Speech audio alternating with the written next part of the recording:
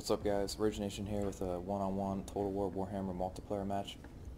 I'll be playing against Spawn, who will be leading the Dwarves, and I'll be playing as Empire.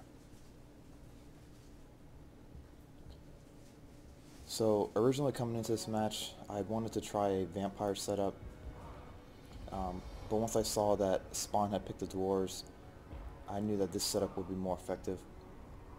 So what I did here is I split my army into two distinct groups. I have one group of artillery consisting of great cannons and Hellstorm rocket batteries, and then another group consisting of the same thing.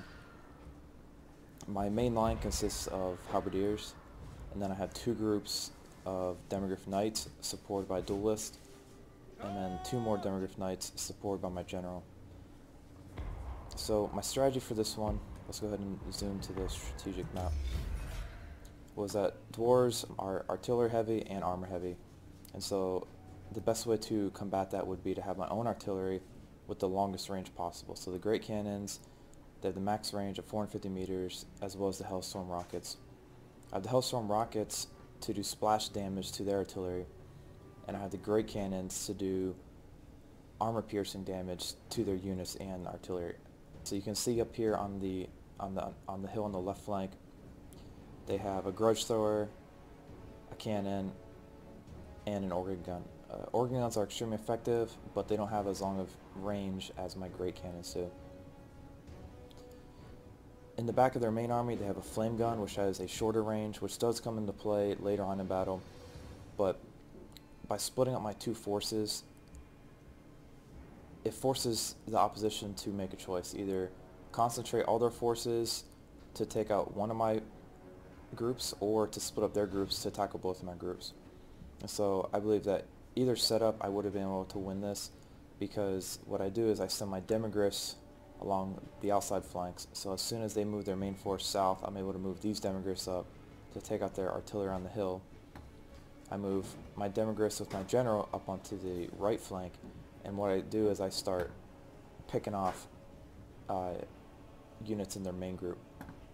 And if you just take a look at the health of their units in their main army, my artillery at this point is just teeing off on them.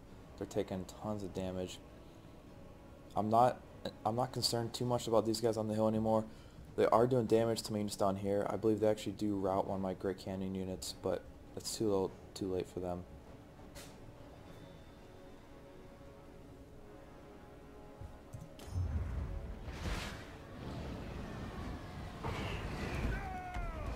So the Longbeards, or excuse me, so the Dwarves, they don't have any spear infantry, and any kind of Demigryph charge against their units is going to be effective. But what you have to watch out for is those satchel charges, or those blasting caps. Those will hit you really hard, so if you are charging a unit that can throw them, you got to be careful. And what will also hurt you is if you charge and then stay and then try to stand toe-to-toe. That sustained melee combat will crush your Demigryphs. So as you can see here, as soon as I hit them, I pulled out. And then one of the advantages of charging and pulling out is now, if you look at their army, it's no longer concentrated, it's no longer set up, and it creates lots of windows of vulnerability that I can now come back and hit and exploit. And this whole time that I'm doing this, my artillery is just continuing to tee off on them. I want the halberdiers simply because they're armor piercing, and because they can stand their ground for a relatively long time, which would give me time to continue to hit these guys with artillery and to continue the Demigryph attacks in the rear and flank.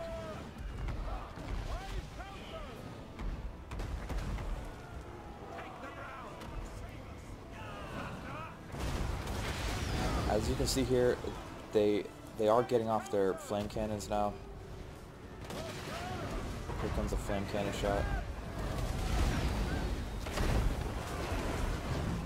It does do substantial damage to my units, but I'm able to neutralize that flame cannon pretty quick with my Demigryphs in the back. This was the first battle where I used a duelist, or yeah, a witch hunter, sorry. And usually Dwarven armies have multiple hero units. So in this case, they have Thane. I believe they do have a Runesmith, and then they do have their general. And so these are usually the hardest units to take out. They're just so exceptional in combat and health and armor that it usually takes multiple units to take them out. So I thought it'd be interesting to experiment with the Witch Hunter. As you can see, Thane is already under half health. The Witch Hunter was definitely a good investment.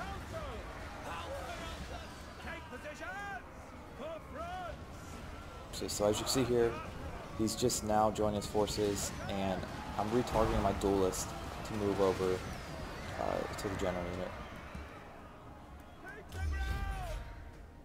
At this point, the battle is essentially over. In the backfield, I'm just performing cleanup now with my demigryphs.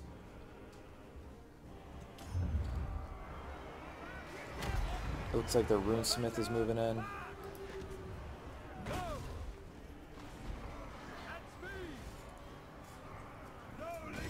So yeah, so something to keep in mind when playing against the Dwarves is most players going with the Dwarven build are going to go for a stationary build. So the best way to counter that is to have artillery of your own. You got to make sure that it's long range. So for example, the great cannons. If you have artillery that's all Hellstorm batteries, you're not going to be as effective because Hellstorm doesn't have armor piercing and almost all Dwarven units have armor on them. So you need some kind of combination of Hellstorm batteries with the great cannons. And if you can beat them in the long range game, then you can force them to move. And then since they don't have cavalry and since they have slow units, oh, here come my demigryphs. Since they have slow units, if you split up your forces, it's gonna force them to pick and choose, either to split up their main army or to fully commit to one side of the battlefield. And during that time, you can continue shooting them with artillery and then charging them with your cavalry in the rear. So that's essentially the battle right there.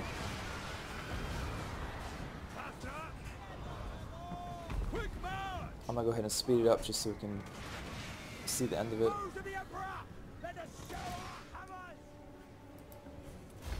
And that's it. Thanks for watching, guys. Until next time, peace.